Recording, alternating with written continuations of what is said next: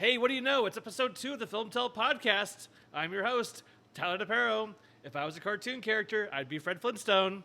On today's episode, I'm interviewing Addison Binek, discussing Psycho Ape 2, and Lisa Macaroni and Tyler Sonic, discussing VHS movie nights at the Broadway Theater. Now let's roll it.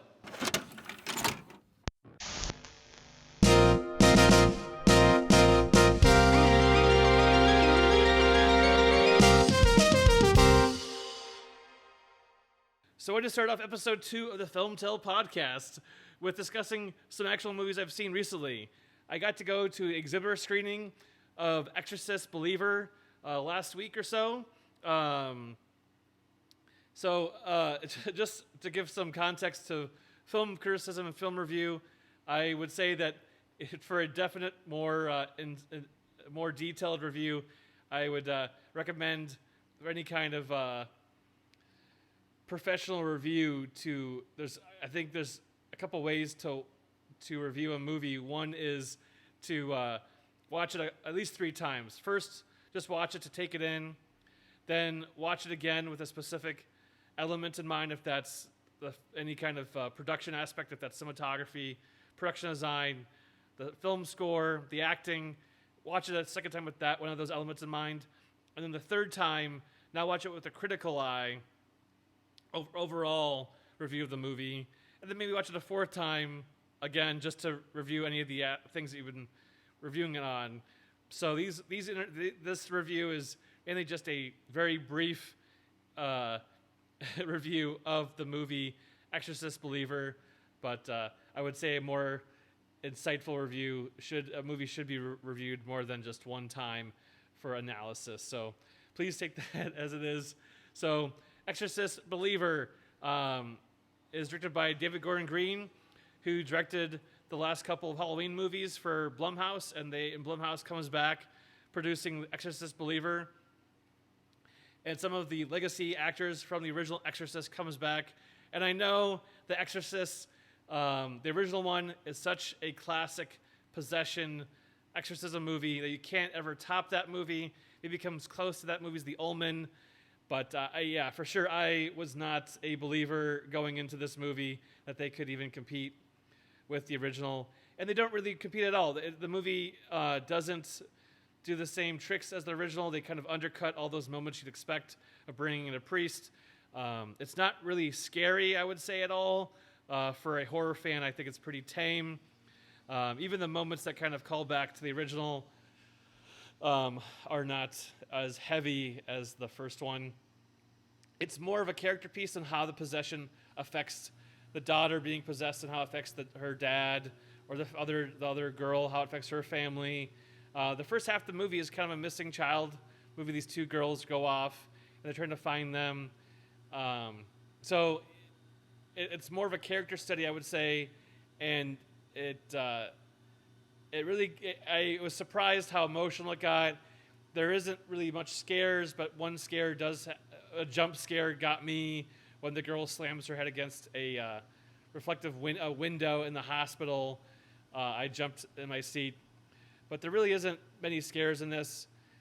It does feel like there was maybe some scenes shot later to kind of amplify some of the imagery, especially when the one girl is in the underground sewer area and she's being pulled under by the demons. That's kind of featured in the trailer. It seems like that was kind of shot to be a trailer moment.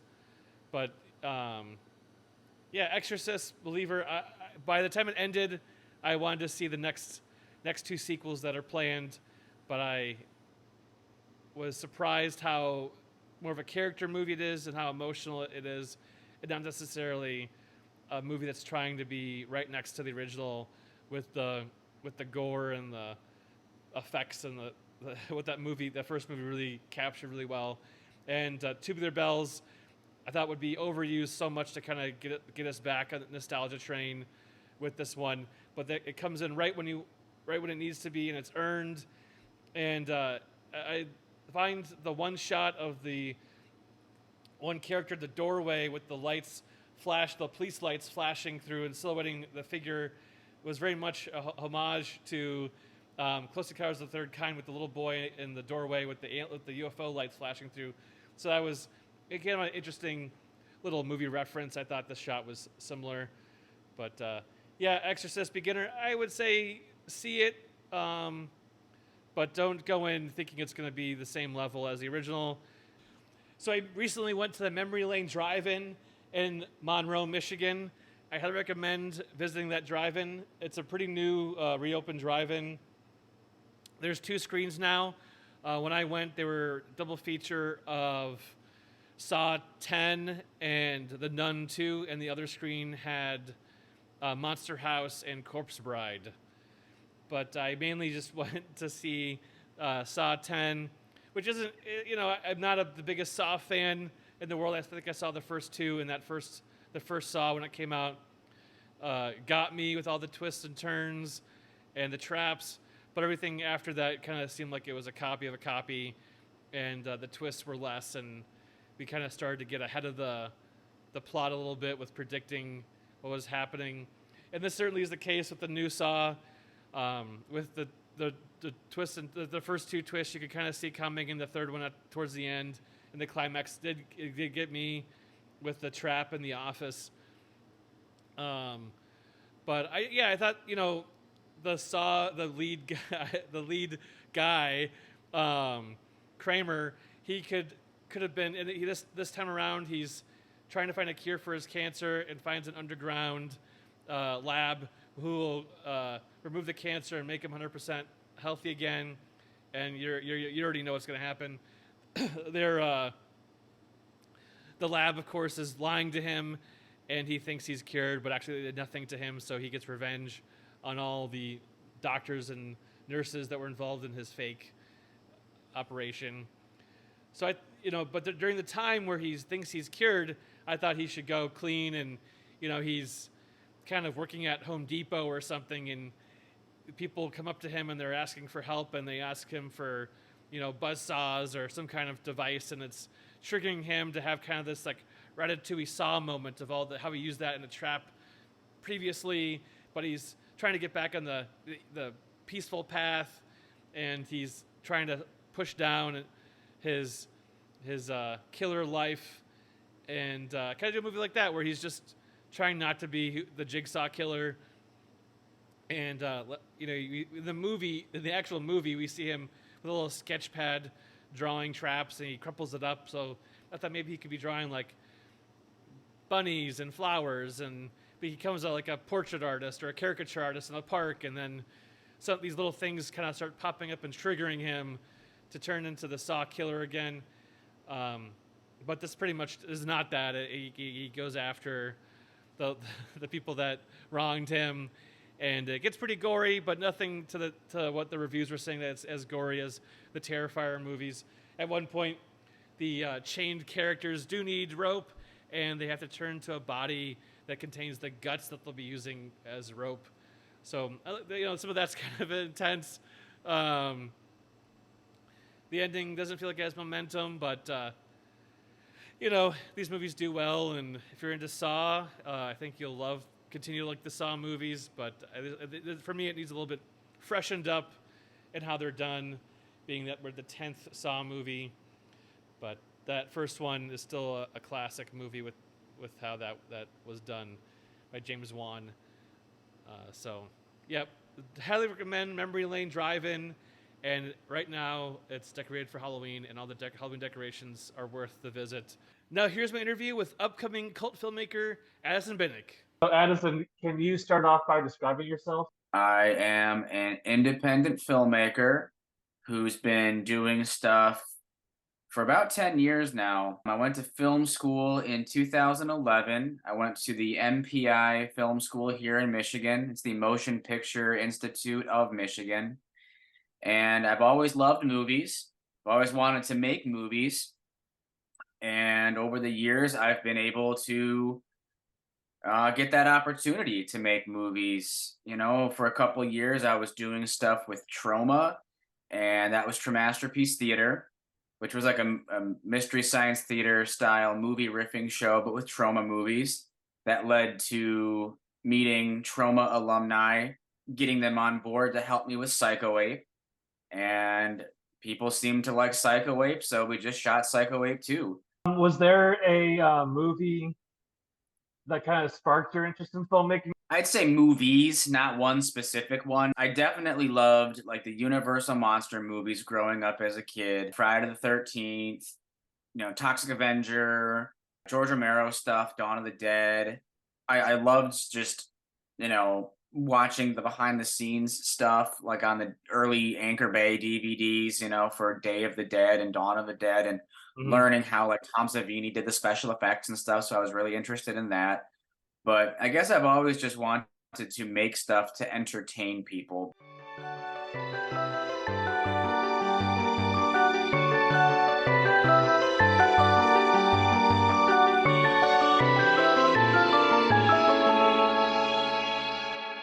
Yeah, back in 2011, I started doing a movie review riffing show called Movies to Watch on a Rainy Afternoon.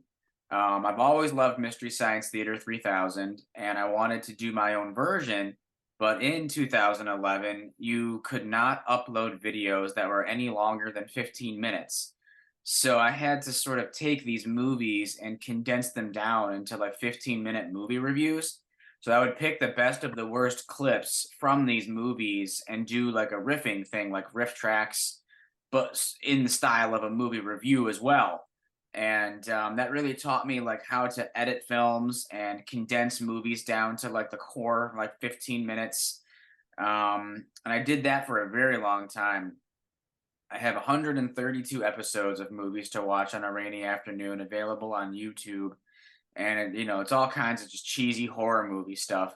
And eventually it got to a point where a lot of other indie filmmakers who I'm friends with started sending me their movies to feature on the show. So that was really interesting because it's riffing on these movies, it's making fun of them, but I don't do it in a way where it's like horrible bashing and like telling people that they shouldn't watch these movies or anything like that. It's more sort of tongue in cheek and comedic, more fun, sort of like when you're watching, a cheesy, low budget horror movie with your friends and you're just kind of like poking fun at it anyway. I mean, the first one I ever did, my very first episode ever, was the movie Cannibal Terror. That was I think a Spanish or a French cannibal film.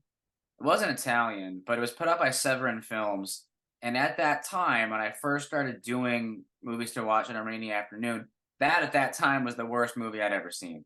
And for some reason, that episode just blew up. I mean, it's got like 2 million views on YouTube, but like none of my other episodes have anywhere close to that. And I don't really understand why. Like, why that movie and why there wasn't like a trickle down effect or anything. But I mean, that's just how it is.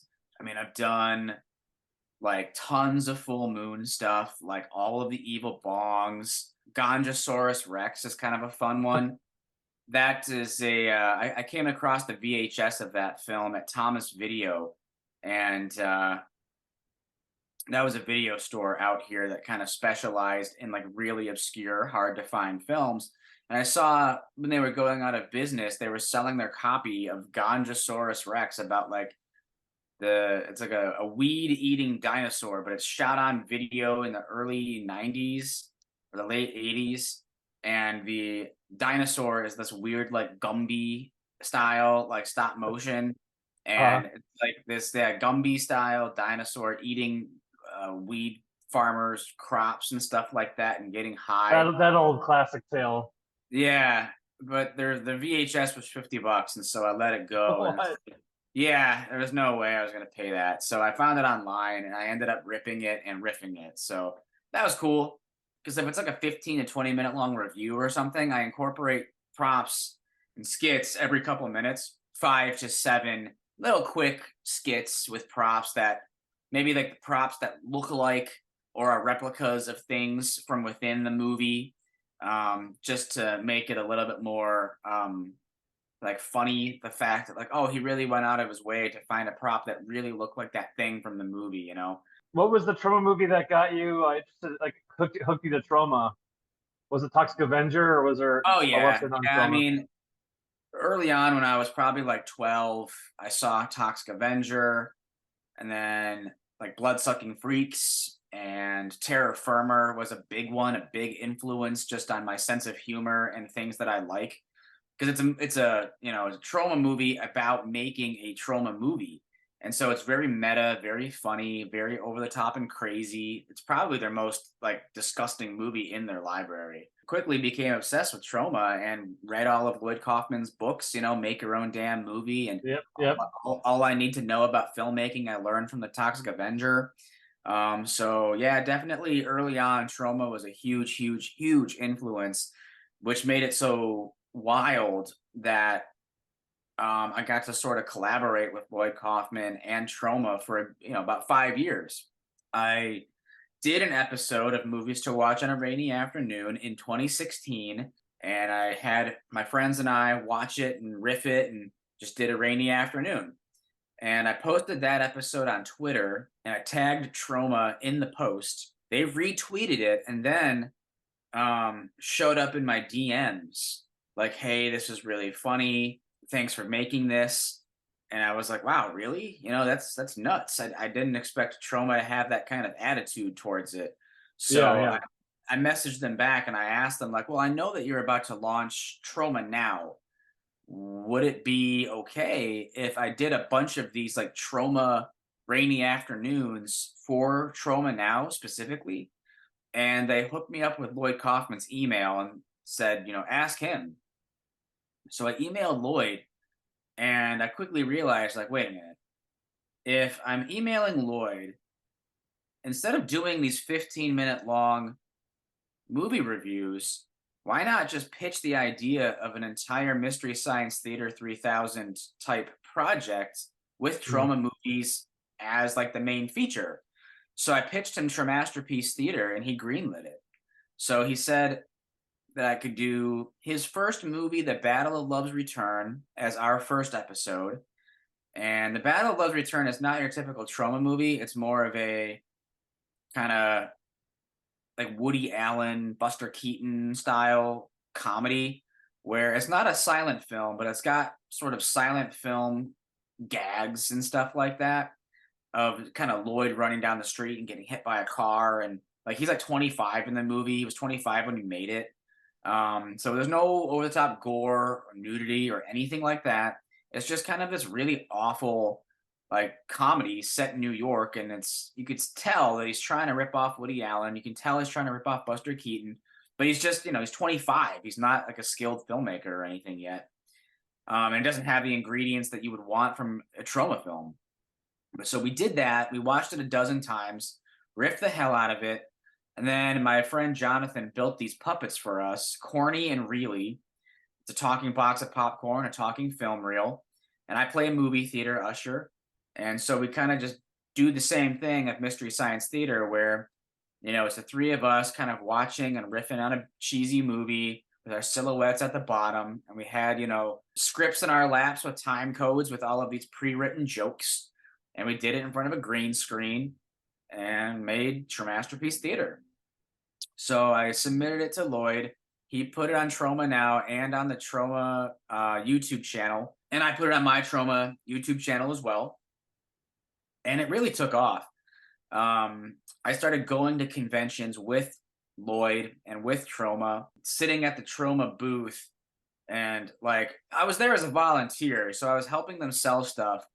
I was knowing the product at their table was easy to sell because I could tell people about Toxic Avenger and about Poultrygeist and about Blood-Sucking Freaks. Because I've seen these movies a dozen times. It gave me an opportunity to also pitch my project and tell them about Masterpiece Theater. And so I was able to sell Masterpiece Theater DVDs over the years by doing that.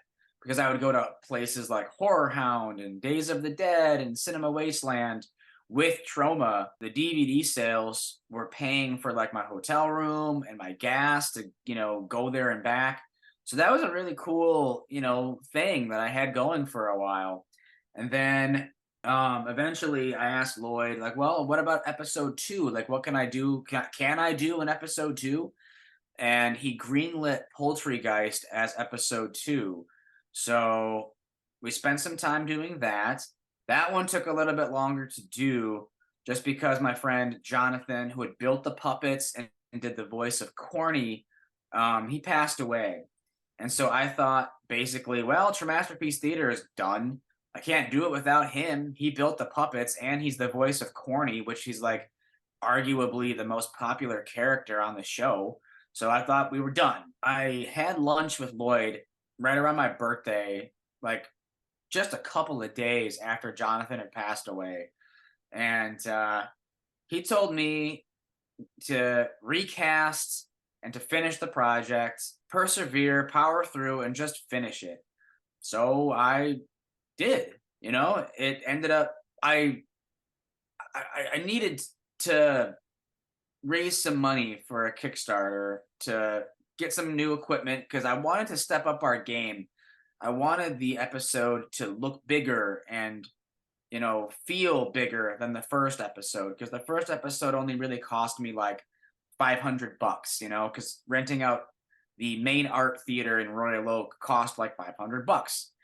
And so I wanted to raise $500. But eventually, when I launched the Kickstarter, only asking for $500, it ended up bringing in $7,500, which was nuts. I did not expect that at all. So it really proved to me that people really liked the show and they wanted to see more, and they generously donated $7,500 to the production. And so we got lavalier mics, a 4K camera, some lights. And then you ended up letting us shoot at the historic Howell Theater instead. I did not need to go to the main art theater. And so we shot for a single day all of the host skits at your theater. When I finished the episode and released it, that was an even bigger hit than the first one. I put that on YouTube as well, and it got like 18,000 views on YouTube, and I was selling DVDs and stuff. But the problem was that I ended up making too much money on Masterpiece Theater because I don't do it anymore. Lloyd Kaufman started to bug me about like money, and he wanted to sort of get paid for me like licensing Troma movies from him. When we had first started making Masterpiece Theater, he had written up this contract that said, Addison does not owe any residuals to Troma for Masterpiece. But I think at first he just sort of thought that my project, it wasn't going to take off. It wasn't going to be that successful, probably because he's seen thousands of other filmmakers who like never completed a project. They go to Troma and they're like, hey, I want to make this. And Lloyd usually just kind of shrugs them off and says, yeah, sure, go ahead and do that. That's fine. Not really seeing anybody actually fulfill their dream. And I did it twice. Both episodes sold DVDs and brought in $7,500 in a Kickstarter. So I think he was like, okay, now it's time to sort of pay up. But I went to Lloyd and I was like, listen, you wrote up this contract that we both signed, and it says I don't owe Troma any money. So you asking me for money goes against the contract that you wrote. And he got really mad at me. And he pulled the rights to Battle of Love's Return and Poultrygeist. So unfortunately, I can no longer sell copies of those. So if people got copies, then that's it. Like, thank you for buying a copy, but I can't sell them anymore because I'd have to pay Troma like licensing fees and stuff like that now, even though up front, we wrote this contract that said I didn't owe them residuals and things like that. So it kind of sucks. I had my sort of independent filmmaker Troma experience that people talk about, like it's happened to a lot of us. I'm not alone. I just, I made too much money off of the Troma brand because, I was underestimated in my promotional skills, going to where does that come from? I mean, I think you've done a great job of raising money through Kickstarter, Indiegogo, and those kind of things, and just hand selling DVDs and seeing a project through. I mean, yeah, well, your go just to get a thing made, and that drive, I think, is very unique and special. because Yeah, like just making something is as an effort, but then marketing it and building a fan base is another thing. yeah, I don't know. I really don't know where that comes from because um it's more of just like I am the filmmaker, so it's my responsibility to sell this thing. No one's going to sell it for me, so I have to take the initiative to go do it. Like I know other filmmakers who simply do not want to go to conventions. They have, anxiety, or they're just too nervous or shy. Like I'm pretty nervous and shy in real life, but when it comes to selling something that I'm like proud of or that I know has like a fan base, then I'm fine because I know that like, well, Psycho Ape has sold 700 copies or Masterpiece Theater has sold 400 copies, so clearly that's enough to let me know that it's okay to sort of like be proud of this product and that I can sell it and feel like okay shoving it down people's throats because the fans have spoken. They like it, they want it. And so that just gives me permission to sort of go out there and sell it and talk about it and stuff. Takes the pressure off. Like even with like Psycho Wave having the fake banana action figure Oh, yeah. That and was like all something the that I had wanted to do something like that for a while. Greg and I, who I made the movie with, Greg DeLiso, we had talked about making action figures, but like I don't know anybody who can make like actually articulated action figures. So I met a guy named Josh at a Psycho Ape screening earlier this year. He sold toys, like he sold Return of the Living Dead toys, but the toys are just like a brain. Or he sold, Reservoir Dog toys, and the toy is just like an ear. They're just really fun, like novelty toys. Like they're not really like action figures. It's more just something to put on your shelf, for fun. Mhm. And I commissioned these little banana toys from him. That was cool. That was fun. I just never done anything like that before. I wanted to give it a shot and see if they would sell, and they sold. I just think that at this point, Psycho Ape is kind of a marketable thing. It's got its fan base. So I can sell pretty much like anything Psycho Ape related. Like there's lunch meat VHS toys, there's shirts, there's um trading cards. trading cards.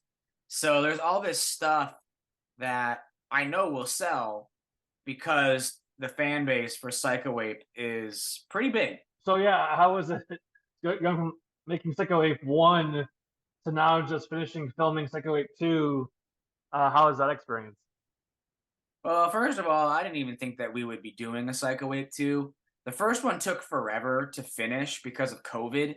Like, we started it in June of 2019 and we didn't finish it until August of 2020. So that was over a year of like working on this movie. But at least 6 months of it was not even like really working on it because we couldn't. Everybody was in quarantine.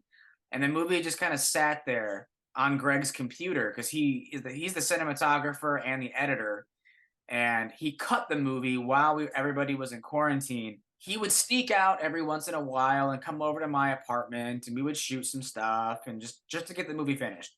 But so finally, when we got it done, it was like finally, thank God, Psycho Wave is done. It's over. Like we don't have to work on this anymore. This took way too long for a project that like seems so scrappy and improvised, which it is. It took over a year to finish. So I was kind of like, thank God I can move on from that project. Psycho Ape is done. In the 3 years that it's been from finishing the first one to now, I've been selling the movie, going to screenings with it, going to conventions with it. Again, the fan base is huge.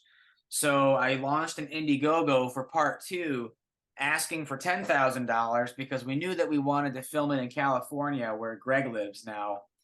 And like $10,000 seemed like that's doable. The first one cost like 7,500 or 7,000, something like that. Some of our own money sort of kicked in post production, so we kind of thought like, well, let's round it up to a clean 10,000.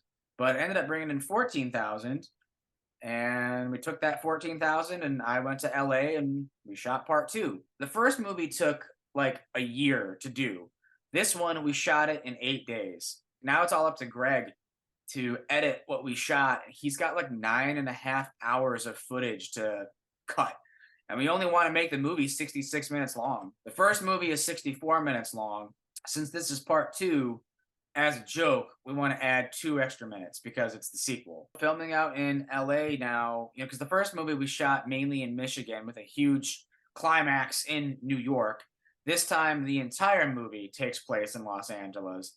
And we filmed a lot of stuff where it's, the ape and Nancy Banana and Dr. Zoomis kind of walking up and down Sunset Boulevard, the Hollywood Walk of Fame, trying to find like Bela Lugosi's star, Lassie's star. We found Fay Ray's star.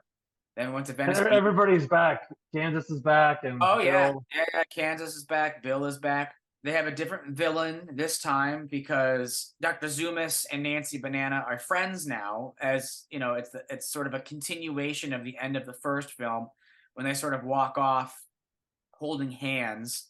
So they're friends now. The ape has been incarcerated for 25 years. Another like callback to that gag. And he's rehabilitated and released from prison. And we're doing a big takeoff of Psycho 2, where Norman Bates is rehabilitated, but there's someone out there trying to make him go crazy again. And there's, copycat murders. And so we're doing that with Psycho Ape 2, where someone is killing people dressed up as an ape, but it's not the Psycho Ape because he's rehabilitated. But this person has a connection to characters in the first film. They want the ape to go back to jail because of the people who they killed who are like important people in their life. So it's kind of a murder mystery Psycho 2 parody this time. Okay. But there's lots of other parodies of like Indiana Jones and the Temple of Doom and The Dark Knight and Titanic. The opening of Psycho Ape is like a slumber party massacre type thing. This time we're doing a big Dark Knight parody where people in chimpanzee masks are stealing bananas from a 7-Eleven. It's a big banana heist.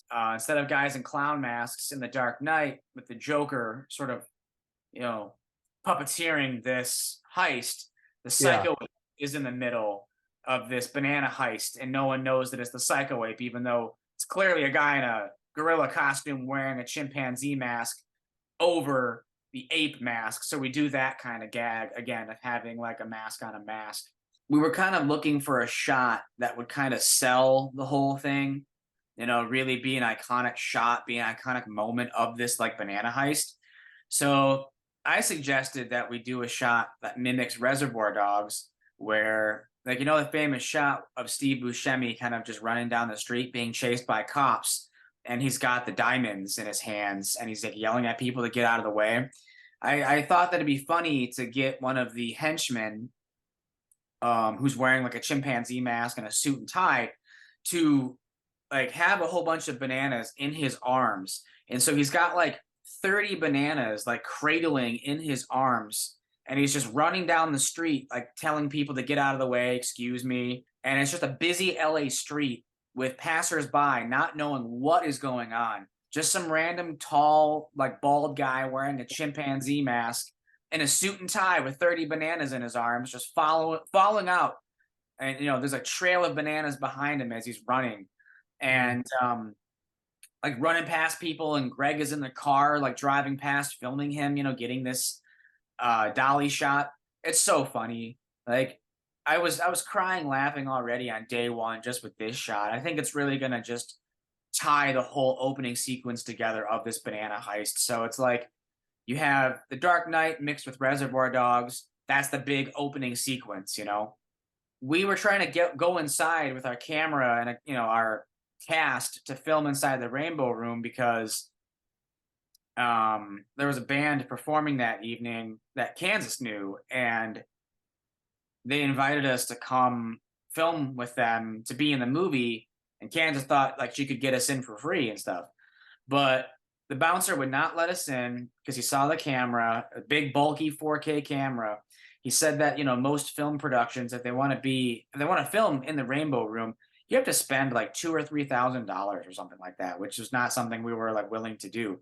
So we were just gonna turn around and leave. But then the band's agent kind of came downstairs and said that, we could come on in, money talks, and we ended up filming inside the Rainbow Room. And then while filming inside the Did Rainbow you have did you have the crew there? I mean, did you have the cast there and everything, the ape costume, or just Yeah, the yeah, we principal? had it was me, Greg, the ape, Kansas, no Bill. It was a little late for Bill. And so we went out at like 10 o'clock that evening. We're gonna have a scene now of like Kansas and the ape dancing inside of the Rainbow Room to this band. We rented out a standing courtroom set, which is one of the biggest things I've ever done for a movie. Wow. Yeah, it was this like $1,200 standing courtroom set, and it's like something straight out of Law and Order, like it really is like legit. We filmed there for like 6 hours one afternoon because like, we wanted to have all these courtroom scenes with the ape on trial and people like giving witness testimony and having like a lawyer cross-examining like the ape and other characters and stuff like that, like, Kansas. And so we did that for an afternoon, and that was so crazy because when I first booked the location, they told us that we could only have 10 people on set at a time. So I figured like, okay, 10 people like on the set, that's fine. We'll get like a couple people shot over in this scene, a couple people shot like for inserts over here, and we could like move them around and everything, have people cycle in and out because we had like 20 people scheduled that day. But we came to find out that not only could we could only have 10 people on the set, but we could only also have 10 people in the building that the set was located inside of. We had to have certain people that weren't being shot leave, get off the premises, and go to like a local Denny's and wait for us to like send a car to go get them and bring them back. Wow. It was nuts because it was like, okay, we're gonna shoot with like these 2 or 3 people, get all of their material shot and done. They're done. They're wrapped. Send them off to Denny's or like wrap them for the day. Then go grab 2 or 3 people who are waiting at Denny's, bring them to the set, film with them, cycle them out. And that's kind of how we got through like 20 people. Yeah, I mean, we got most of it. I want to say that we probably shot like 75% of the material that was written, which is good enough. Yeah, I mean, is there always room for more Psycho Ape? I mean, is there thought of a third one potentially? Yeah, we were already talking about it. We think that it would be fun for every Psycho Ape movie to be set in a different city.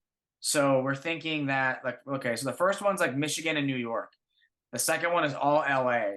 So the third one could be like Las Vegas because Leprechaun 3 takes place in Las Vegas.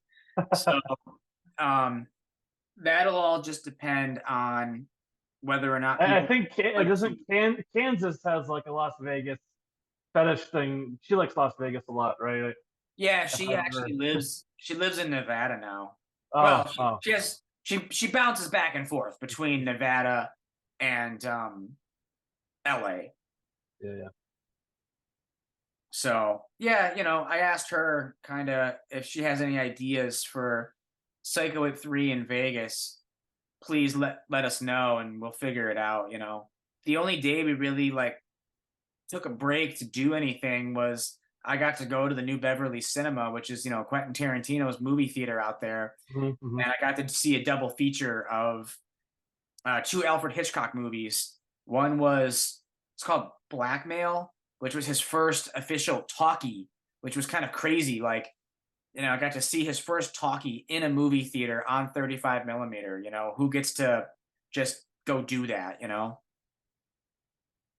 That's awesome. Yeah, it's weird too because the beginning of the movie is like silent still, and the dialogue doesn't start until about maybe 20 minutes in. And I looked it up on IMDb, and it's because sound was invented like midway through production. So they had already been shooting the movie without sound. And so then when sound was invented, he incorporated it into the remaining of the shooting. So at first I was like, okay, maybe they're playing the talkie second. Like maybe it's the second feature, like it was misadvertised because it said the first movie was a talkie, and it takes about 20 minutes for dialogue to start showing up, and then it's like, oh yeah, okay, there we go, people are talking now. But it's because sound was invented midway through production, and this movie was made in 1929. Wow. So that was pretty nuts. That was pretty cool. Yeah, it's a fantastic theater as well. Like the Yes. pre-show stuff that they do. Yeah, it's all really neat. Have you ever been there before? Yeah, I saw Poltergeist there, and they had the kid from Poltergeist, the actor, there beforehand, and he introduced the movie. 'Cause like sometimes they would do like have talent just kind of be there unannounced, and so he showed up and did a little intro and did a Q&A. Yeah, we tried to go a second time to see Conan the Barbarian, but we showed up too late and it was all sold out. So Yeah. we abandoned ship. But it was cool to see that Alfred Hitchcock double feature at least.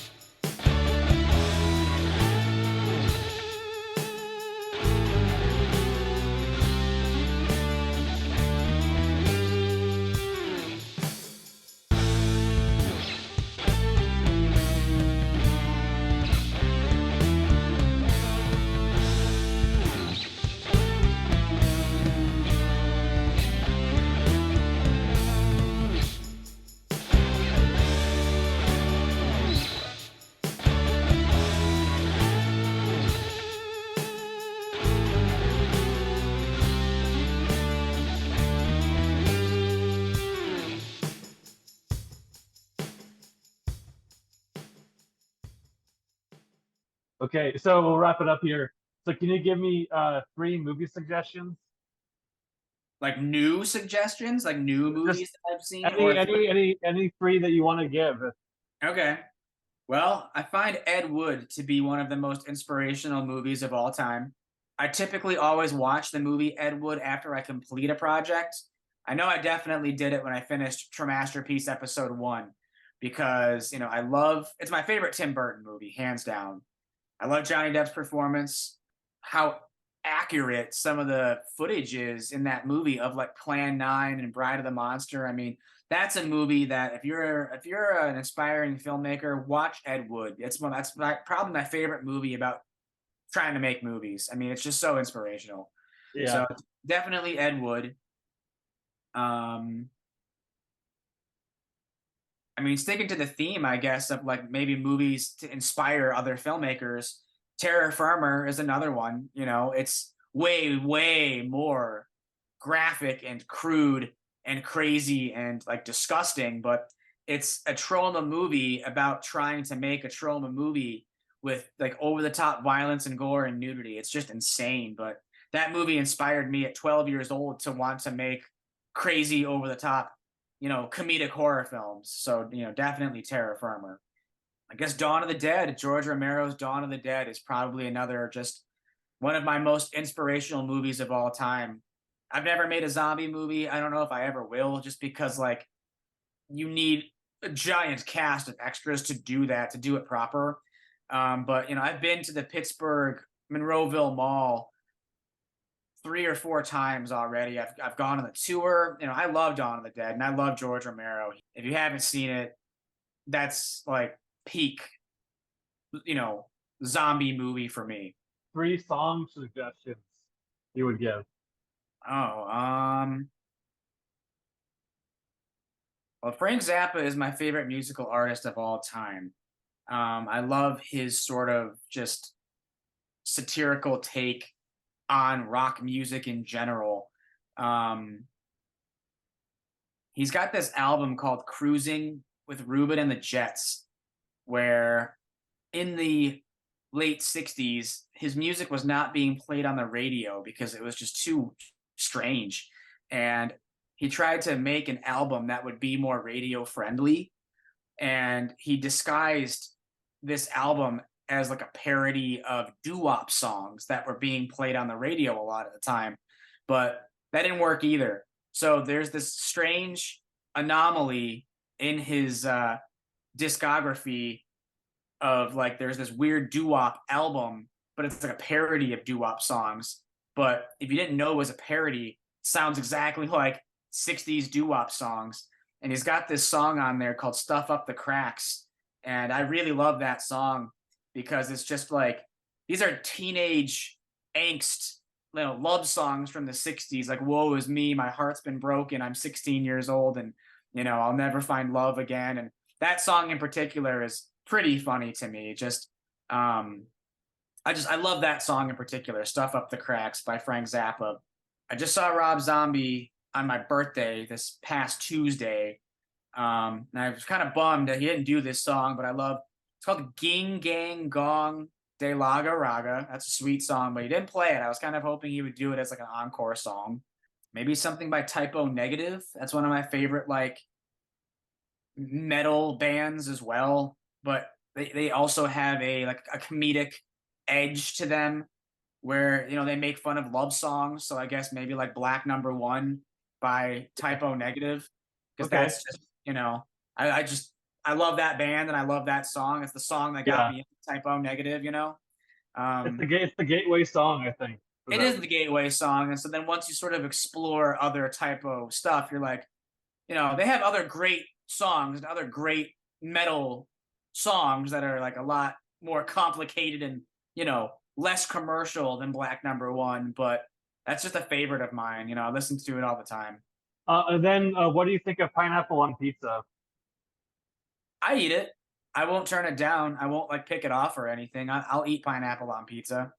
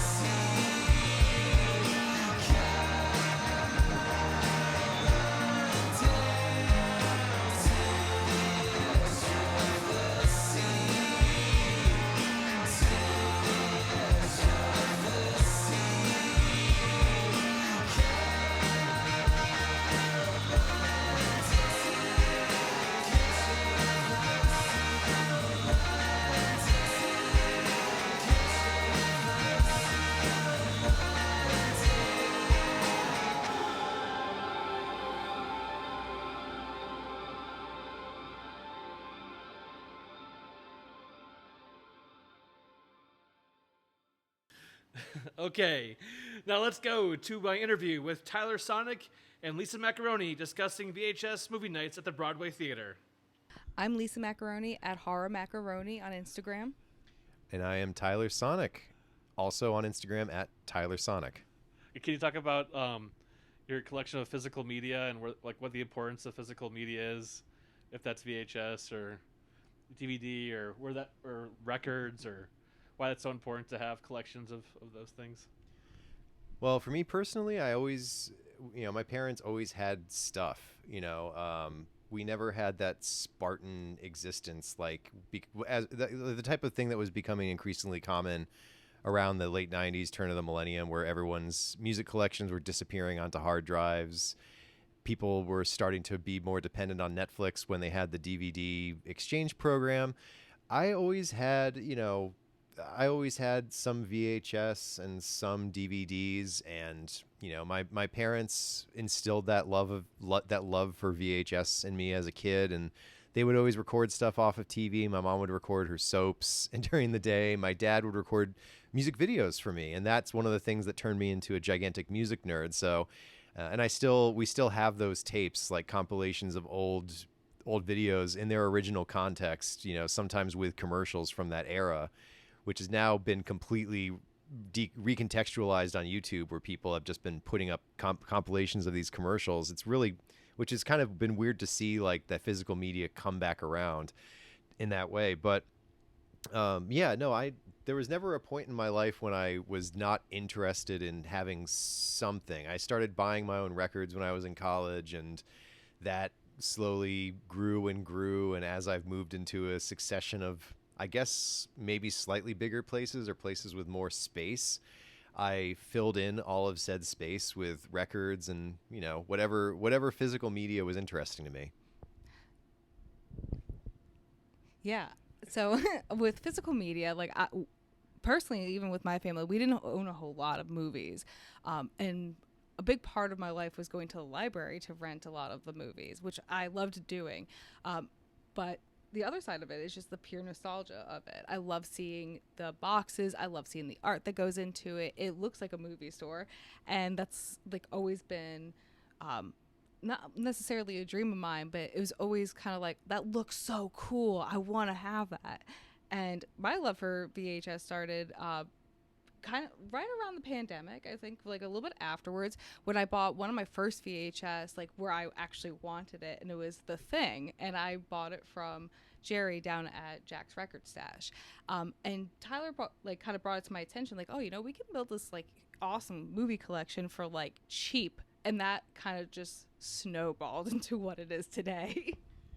I think that's one of the things that is really appealing about VHS right now, because the major labels and some legacy artists have ruined vinyl. Discogs too. I think, you know, Discogs had a part to play in that too, but it was more the major labels, the media companies, who realized that vinyl was suddenly marketable again and suddenly cool, so they just monopolized all the pressing plants, and they drove up the price of like Billy Joel reissues. Nothing against Billy Joel, but like, you can get his original albums for like $5-10, and they're just spitting out these reissues that we don't need.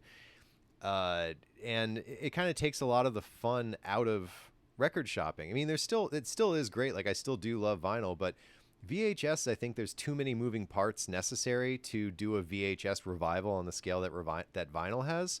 So, you know, I think that that's part of the appeal, is that you can, if you get your hands on a decent VCR or a working VCR, you can build a very good movie collection of physical media in their original boxes for dirt, basically, compared to what it costs to start a record collection right now.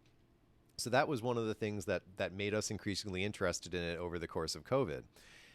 Also, yeah, just because COVID gave us an opportunity to catch up on a lot of those classic movies that, you know, so many old movies that you always told yourself, maybe I'll watch that one day. And then COVID, the lockdown became one day. And we had, do you want to talk about the couch? I was just thinking about that too. When I moved to Florida, I bought a couch from a place called New Beginnings, and it was just a thrift store, and it was just a small couch. And when I went to go check it out and go purchase it, the guy's like, it comes with a free VCR. And I kind of laughed at that. I was like, who? Okay, sure, I'll take it. Which then inspired, like, well, you know, we have a VCR, we can go get movies. So at the time, New Beginnings also sold VHS for 10 cents. So we bought $8 worth of movies, which included like African Queen, Grumpy Old Men, and Frenzy by Alfred Hitchcock, which was the first time I saw that movie. And we had just like one of those smaller VHS drawers in where the TV was. So, but that's how it kind of started. We're like, oh, okay, a VCR, that's awesome. And then next thing we know, we're actually revisiting these movies. And there's so many stories behind the collections that you get to traverse at estate sales. During COVID, that was one of the few things that we could routinely do. I mean, you know, as much as DeSantis would probably deny this now, there was stuff that closed down during COVID in Florida. Like, you know, there was that whole year of uncertainty before we had the vaccine. One of the few things that you could do, because it's Florida, there would be a lot of estate sales where people with open air homes or yards or whatever in Florida, because the weather was good.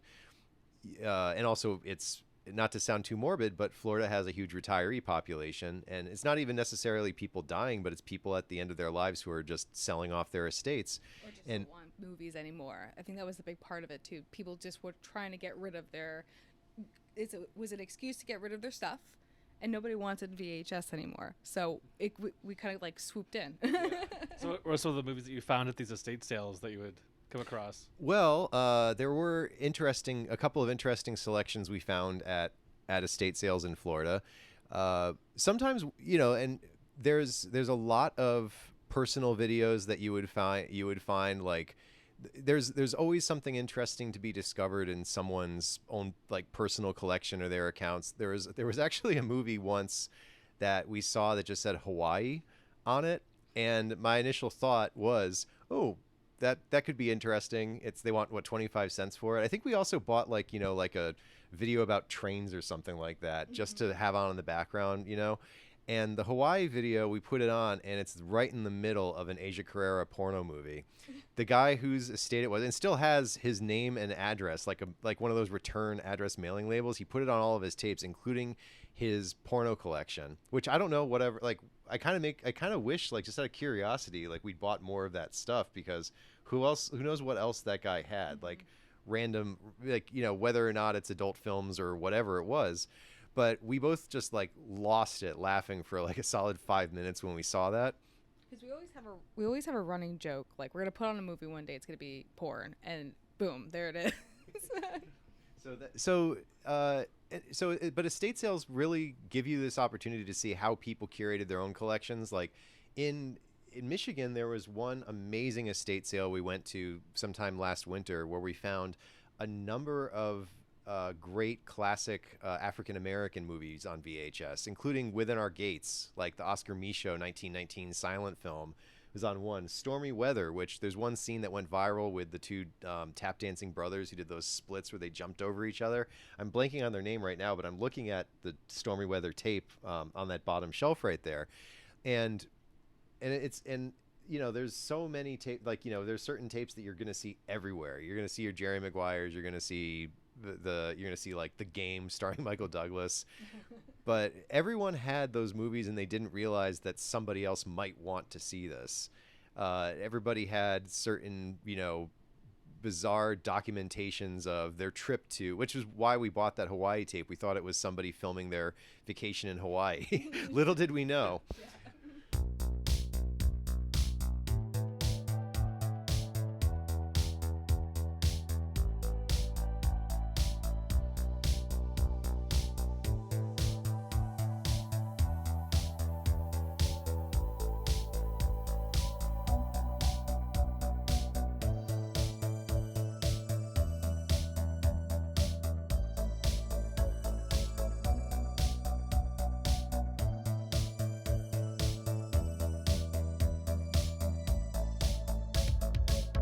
One big part too was video stores that were closing. That was a big thing, and we got a couple like, hey, did you check out this one? Hey, did you check out Family Video was a big one, right? And it closed down here, which I think that we got a couple of movies from there, mainly DVDs. But when we were in Minnesota recently, there was a video store closing, and we were able to snag a couple of different VHS. I think I got from Dusk Till Dawn 2 Nice. from there, and then a couple of really bizarre movies.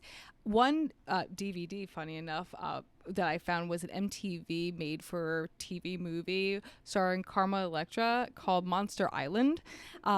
Quite the treasure. It also has Nick Carter in it for like 2 seconds. And that you reminded me about how video stores closing down was obviously a huge thing.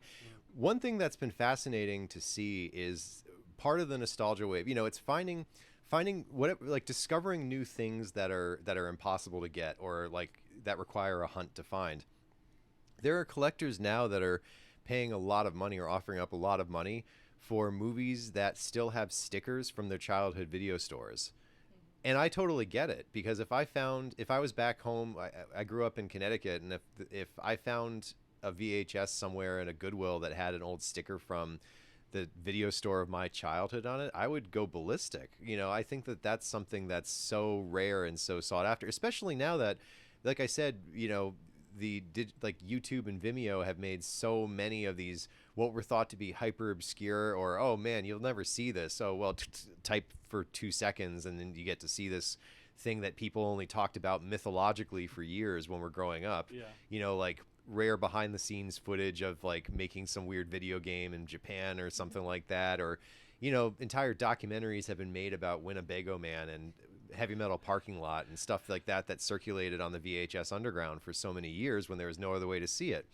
Now there's like a new layer of people who are pining for very specific artifacts of their childhood, which goes right back to what Lisa was saying about the nostalgia. It's not, you can curate the nostalgia too with VHS, if especially for people in the Midwest with family video. A lot of our tapes have the family video sticker on them. A lot of them have the Blockbuster sticker, which is a pain in the ass because they put it over the entire left window. So if the tape's moldy, you have to like fast forward it and risk hurting your VCR in order to see if the tape's moldy, because Family Video and Blockbuster both did that thing where they put like their sticker over the whole left window.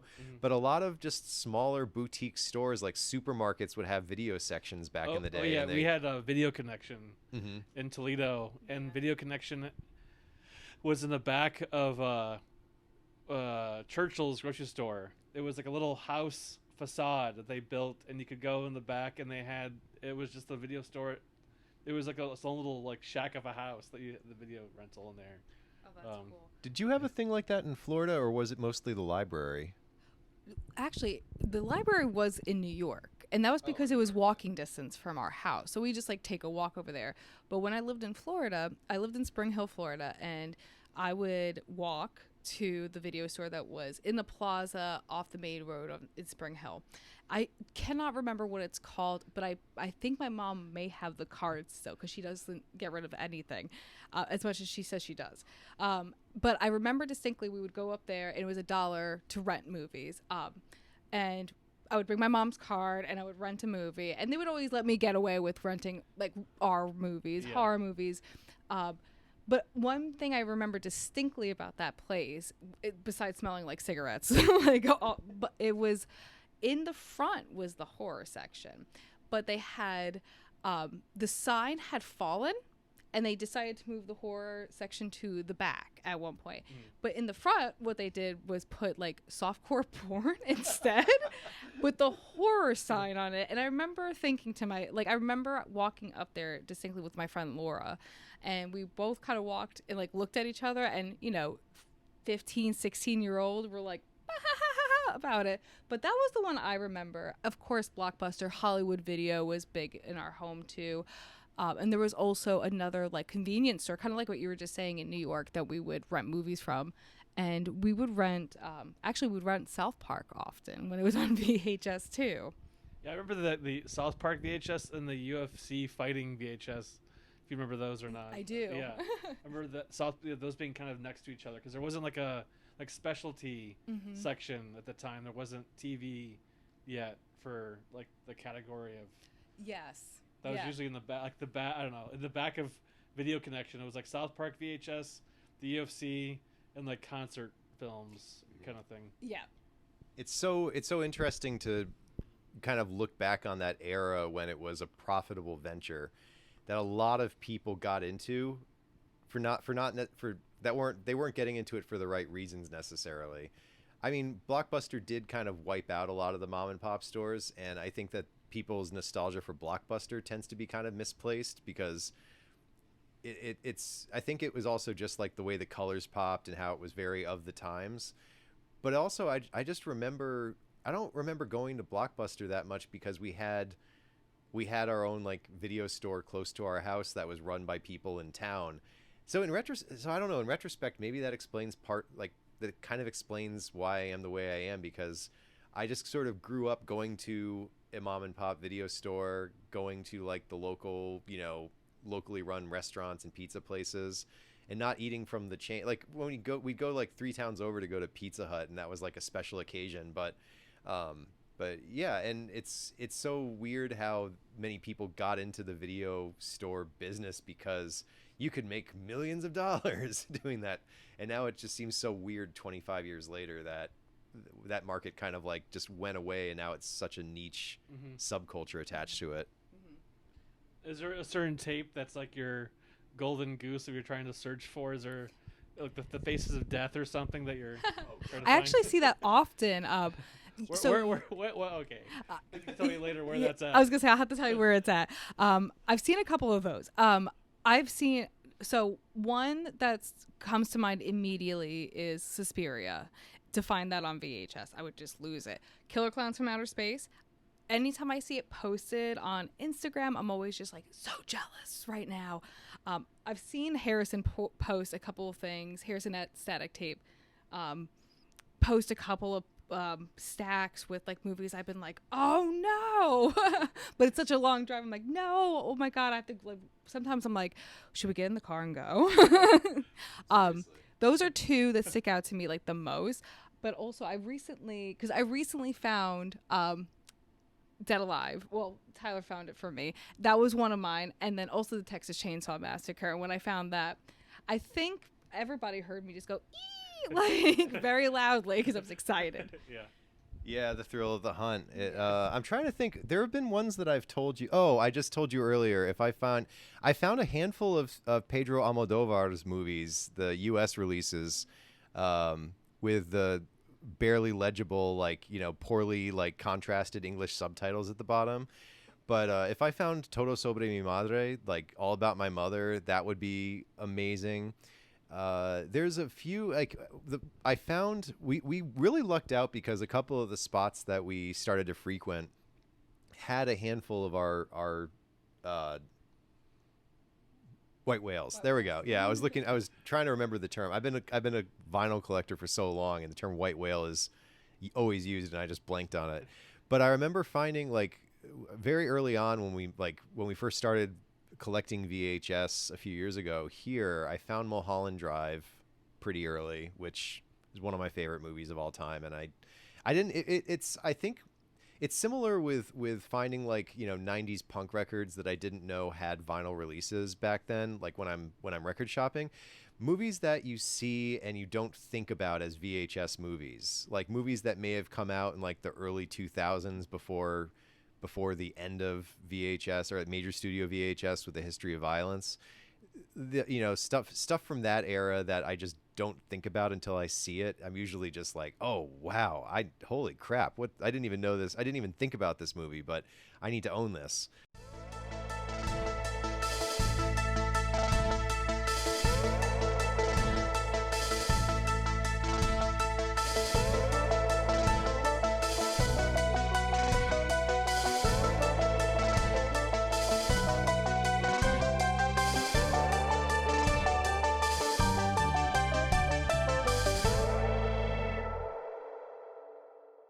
Personally, I'll speak for myself, like you know, going to those video stores and seeing those covers, like especially like Popcorn and like you know, Brain Damage, like you see these covers and they just like stick with you forever. And I think that was part of it too. The artwork that goes into horror VHS is just like top notch, because some are great, but horror just has such a way to capture the eye, when especially just in the way it looks, you know.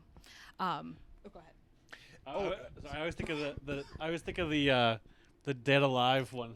The I lips. love that one. How it's like, I don't know. I always think of like Twizzlers or something like that. The thing that's funny too, I'm noticing about the Dead Alive, the U.S. release, it doesn't really have anything to do with the movie, other than like body horror and like a skull coming out of someone. I don't remember that woman's not in that movie. I don't think. It's just eye catching. It's just we need something to like get you to look at. That, I don't know. And that's the cover I grew up seeing, was that cover. It is a beautiful. It is an amazing movie. Like that's the thing too about Dead Alive, that we would like to screen it at the theater sometime.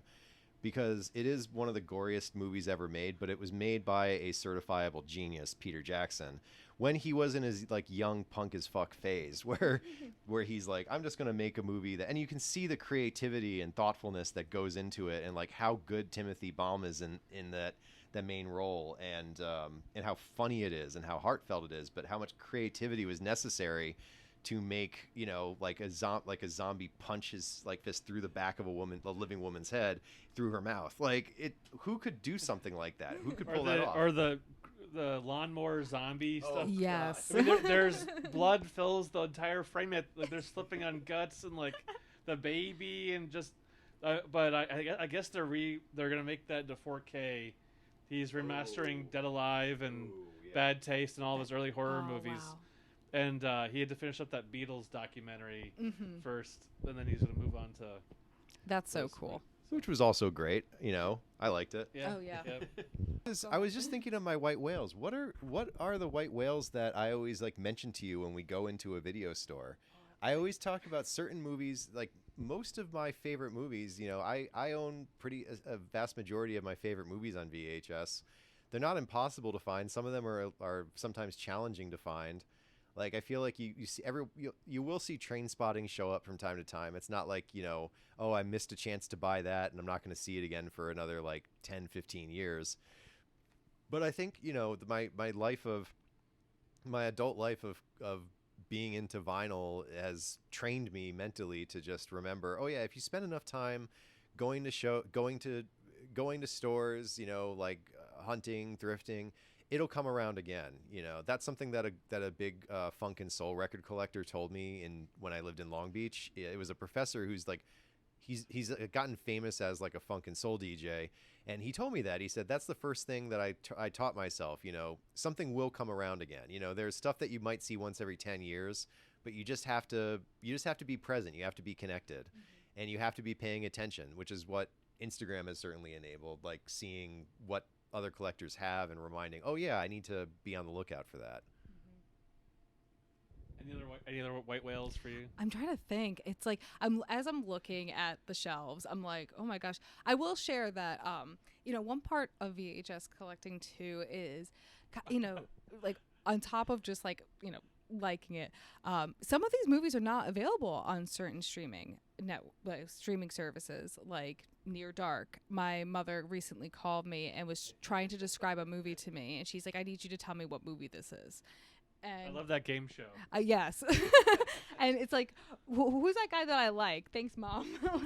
But one part of it was she had liked a picture of mine on Instagram for from Dusk Till Dawn, and as she was messaging me, she finally called me. She's like, I'm gonna describe this movie and you have to tell me what it is.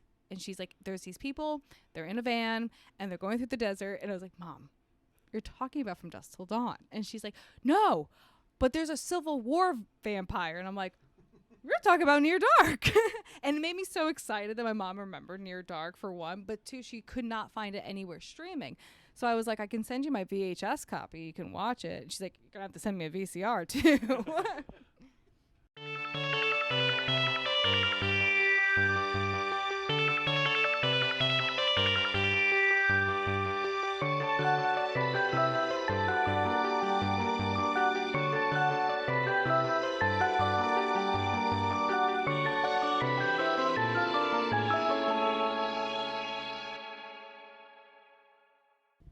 I thought of some white whales. Okay. Yeah, so if anyone out there knows where I can get the original Garfield 80s specials, the Garfield TV specials, Garfield in Paradise, Garfield's Halloween Adventure, which is legitimately frightening. It's a very frightening. It is great. We have to. Yeah, it's spooky season. Time to revisit it. Yeah, but yeah, that's one, the Lorenzo Music Garfield era, because you see the Bill Murray Garfield like CGI movies everywhere, and I could really care less about that. But so yeah, I figured out one. What about those that you like? What those animated Garfield movies? Like? Oh, it's nostalgia. I mean, it's the TV specials, like the crudity of the animation. You know, you always associate with, like, you know, a Garfield Christmas. You always think about watching that, 1980s Christmas TV specials. You'd have to open up the newspaper and like look at the schedule to see if they were showing it with Christmas coming up. And but also the artwork, like there's so much Garfield stuff out there, and a lot of it is pretty easy to find because Garfield has been more merchandised than an actual comic strip for the last like 30 years. But it also, I think it's just like the rarity of something like a very niche specialized item. I'm so sorry to do that to your podcast, So Tyler. how much do you love Jim Davis? Are you a big Jim Davis fan?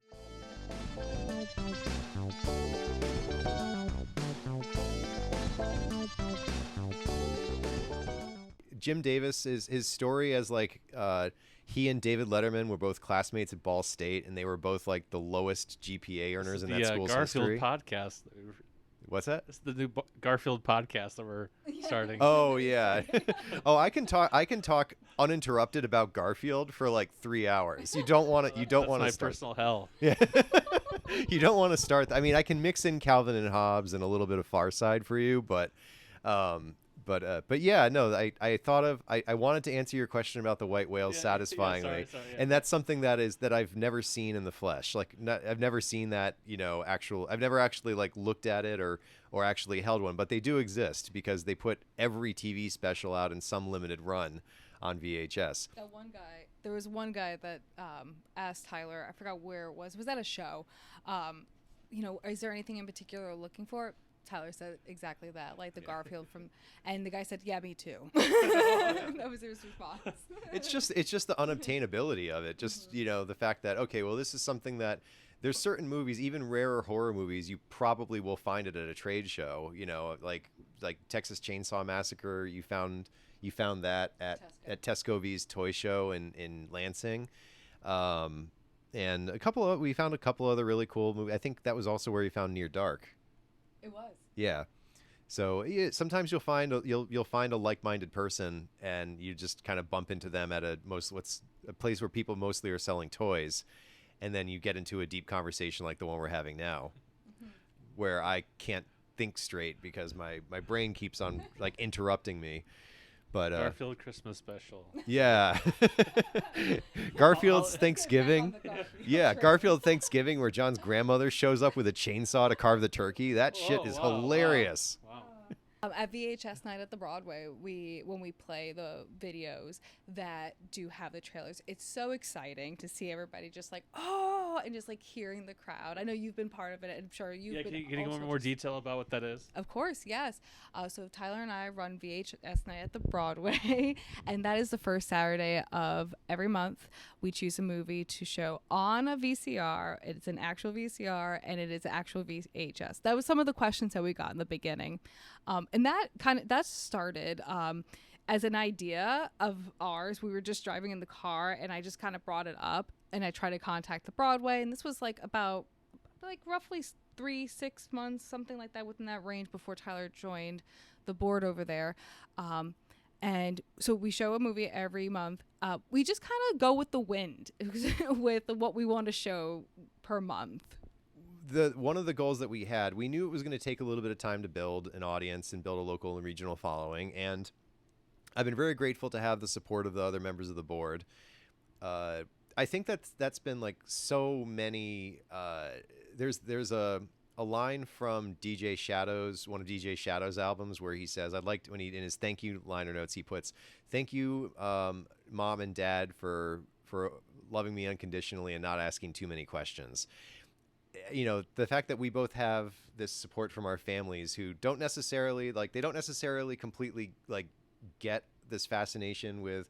My mom always asked these very bizarre, pointed questions about horror movies to Lisa, and you're always going to get that from your parents, but there's never been this, ugh, what are you doing? It's always been, oh, that sounds fun. And we've gotten that support locally too, from people that aren't necessarily into the horror or kitsch or cult side of it. They see how much fun other people are having. And most importantly, there are people from all over Michigan, and I think in some situations, maybe out of state, who've come to the Broadway to see a movie on an antiquated format. And there is a community growing around that. And that's the important thing, is that no matter what it is, it's bringing people together. It's bringing people to Mount Pleasant, which is something that Mount Pleasant desperately needs. And you ask anybody who organizes events or any type of like cultural event in Mount Pleasant, and there's that sentiment of like, we need more of this, because it's a remote, bizarrely located right in the middle of the Mitten town. But because we're a couple hours from the West Coast, we're about an hour and a half from your theater in Howell. We're able to come down, and we're able to come down and catch movies at your place, and you've been able to come up here to see it because there's special occasions, and people rally around it. There have also been a couple of amazing stories, a couple of people who've been to almost every screening, one of whom is a teenager who we met because they brought their dad to the first screening, which was Scream. And this person showed up in a homemade T-shirt that replicated Billy Loomis's shirt covered in blood from Scream. And that person has come back to every screening, and they're 13 now or so, and they gave a talk at our 1-year anniversary, which was very heartfelt about what the theater has meant to them and how the VHS nights were what brought them to the theater. So that was something that was one of the things that you always kind of hope for in the back of your head when you're starting an event like this. Seeing people in the community react and discover the theater and find their own sense of community and hopefully be inspired to do something like this themselves one day. I really love what we've been able to create with the community when it comes to VHS Night at the Broadway. And we've had good turnouts, and we've had so many people support us, and we've had family absolutely raise eyebrows but not question too much. My brother is convinced that I will be opening up my own video store, which is like kind of a goal one day, sure. But with VHS Night too, the funny thing is everybody kept on asking the first couple of screenings, do you actually show it on a VCR? And we kept on telling them, yeah, we do. And we didn't want to be like, because it's cheap, but it did bring that sense of nostalgia. Records have absolutely come back with like a vengeance and with a price tag attached to it. Yeah. This is one of the hobbies that we have that it can get pricey if you're looking for specialized tapes, but in reality, it's not that expensive of a hobby, and we wanted to share that. I think that was a big part too. As much as I love horror movies, I also wanted to share it with the community. Like, let's watch some really awesome and bad horror movies. Yeah, the fact that the second screening we did was The Shining, and there was, I think in a couple of instances, I think Scream and The Shining both had supposedly there were like one or two people that walked out. I think one person walked out of Scream and supposedly said, "Oh, too scary for me," but they had a big smile on their face. And the same thing with The Shining, the bathroom scene with the old woman getting out of the tub and laughing maniacally. That might have lost somebody, and in both of those cases, apparently that person too just said, "Ooh, man, this is really cool. I love this place, but I'll come back next time." And the fact that movies still have that visceral impact on people, most of the time, and because we curate the movies, and Lisa has a slightly bigger hand in this than I do, and she's been right every single time. Also, to Lisa's credit, to show a Nightmare Before Christmas last November, and then we decided to do Gremlins, and increasingly we've noticed families have been coming. A lot of younger people whose parents wanted to show them Blade Runner. It's not necessarily a family-friendly movie. We always say this movie is rated R, but But we're not checking IDs. Yeah, right. Yeah, we're trusting, and that's a thing too. I have had conversations about the rating system and how it potentially locks out people from seeing, someone who's 14 at a very formative time in their life. We don't want someone to be locked out of seeing a great movie like, Trainspotting we have coming up in November. There are probably people, like, I would have loved to have seen that in theaters when I was a teenager. And there are plenty of parents that want their kids to see Evil Dead 2, which we did in it's also a state pride thing in Michigan. Jaws. Oh, yeah. Jaws was such a big turnout, and there was some kids in the audience, and you always kind of like, oh, I wonder how they're going to react to certain parts. and it's fun to hear like that in the crowd. Yeah. But Jaws was it was a great turnout, and a lot of people. The Thing, yes. When somebody screamed in the middle of the thing, that was a great response, and that's one of my favorite movies. So it During was like, the lab scene. yes, with just that was a great response. There was a kid in Jaws I remember seeing, and she was young, young, and I was like, I wonder how she's gonna react. They did walk out one point, but she did walk back in, so I was like, she's championed through it. A couple of my favorite responses to movies that we got, and for my birthday we did a special. This was a non-VHS screening, largely David Lynch's People related, and the licensing from Janus Films, which we're more than happy to do. Obviously, if there's any restriction to showing a movie on VHS, we'll show it on DVD or Blu-ray. It's not like we're against doing that, but we did a special screening of Mulholland Drive in April, and there were a couple of people who I knew, like I knew their parents, and I knew some of them just from their involvement in the theater at the Broadway. And the three of them came out to see Mulholland Drive, and they had never seen a David Lynch movie before. But it was just a thing to do. It's a Saturday night out. It's something that you can do if you're under 21. That's another thing about being in a college town, growing up in a college town. What are you going to do? You're going to go to the bowling alley or the diner.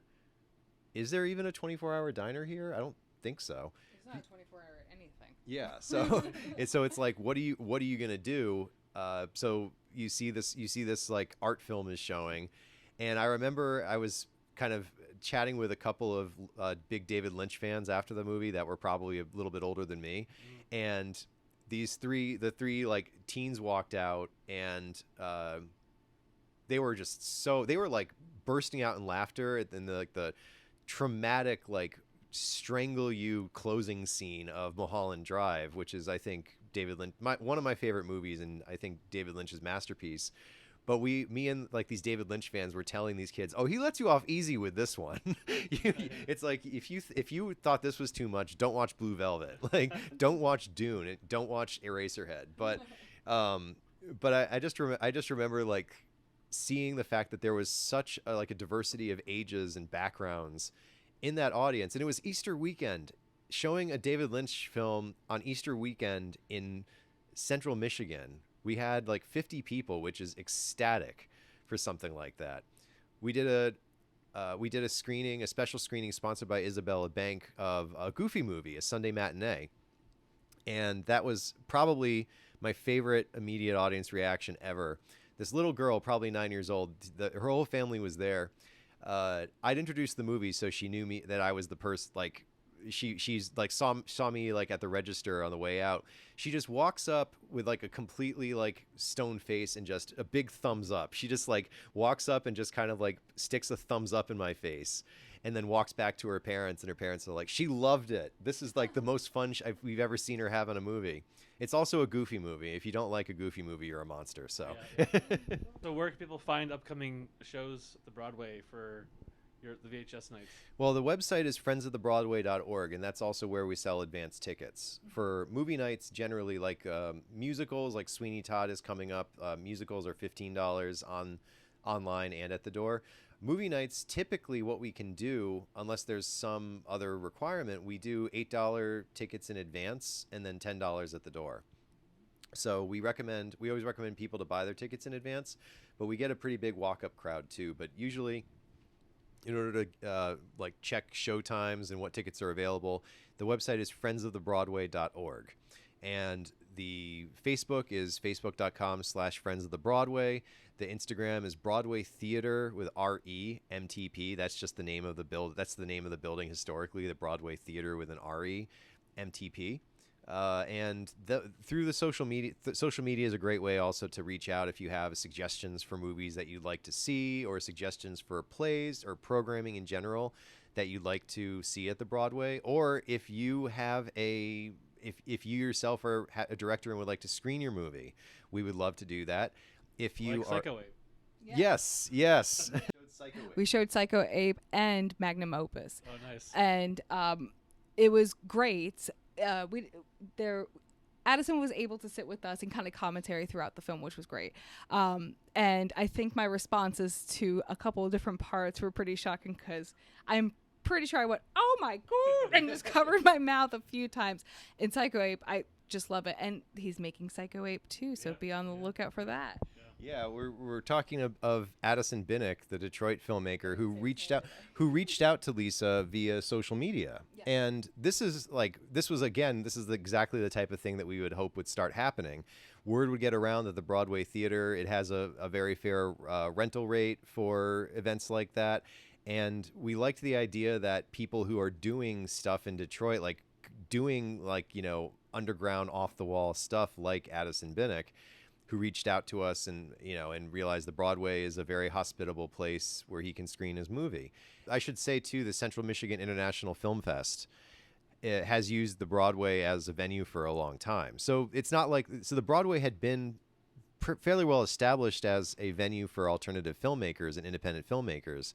But I think that I'm just grateful that word is getting around. I'm grateful that people are in places like Detroit, Indianapolis, Chicago are starting to talk about this 1920 theater in the middle of Michigan that's taking chances and doing stuff like this. Cool. Any last words? Any final thoughts about VHS or the theater? Any final thoughts? Let's see. Collect physical media, and you'll have it forever. Well, the thing about the 80s Garfield specials is I'm kidding. No, I think that collecting physical media, it's not necessarily about, and I think leading up to the 1-year anniversary with The Nightmare on Elm Street, which was a huge hit, we did an interview for the local paper, and we were asked, do you think this is going to encourage people to get into VHS themselves? And it was not really about that. It's more about just appreciating movies and realizing, even if you don't get into collecting physical media, just realizing that there's that entire universe out there. And it's a fun way to watch and experience movies. And there are probably a lot of people who come to VHS nights who they enjoy the novelty aspect of it. It's something that's different. Mm-hmm. It's something that you can't necessarily do anywhere else. Very few other places probably in the country do stuff like that. So it's unique, but it also is a chance for someone to, even for just one night, kind of sit down and experience the initial FBI warning screen, and then the trailers that were appended to the video that Lisa was talking about earlier, and just kind of appreciate that experience and feel that sense of community, realizing these people care about what they're showing. It's something that it's a labor of love, and maybe some people may be inspired to start buying movies on Blu-ray or video, but if they're not, as long as they appreciate it and have a good time, that's what's important. Now here's our featured musician of this episode, Techmaster, discussing his song Remembering. Hey, my name is Techmaster is the stage name, and Garrett is my real name. I make music, I DJ, and I also teach music. You can find my stuff on SoundCloud or Spotify, and I think there's some stuff on YouTube.